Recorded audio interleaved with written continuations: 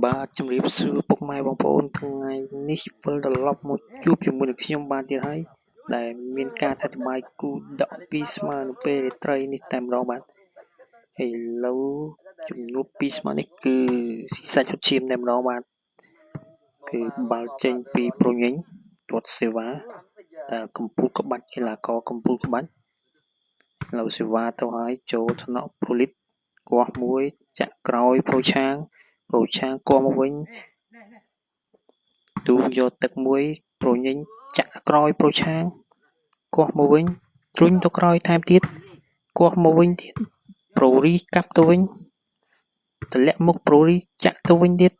គាស់ទៅទៀតប្រញញគាស់ទៅវិញតម្លាក់មុខប្រូរីមួយប្រញញកាងទៅក្រោយប្រូរីដាក់ទៅដាក់មកឲ្យបាទគូនេះ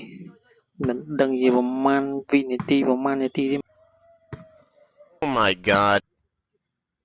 មួយប្រូរីរុញទៅក្រោយចាក់មកក្រោយប្រូរីប្រញញកាងរុញទៅទៀតចាក់គាស់ទៅមុំកែងមួយប្រូរីចាក់ទៅវិញតម្លាក់មុខរុញទៅក្រោយប្រូរីគាស់ទៅទៀតដាច់ទឹកលាស់គាស់ទៅទៀតទៅក្រោយតែម្ដងតម្លាក់មុខប្រូរីទៅវិញទៀតតម្លាក់មុខមួយវិញទៀតបានអត់បានទេតាក់ជាមួយនឹង Philly បាត់ហើយប្រូឆាប្រូលីតខឹងតែម្ដងបាទសិច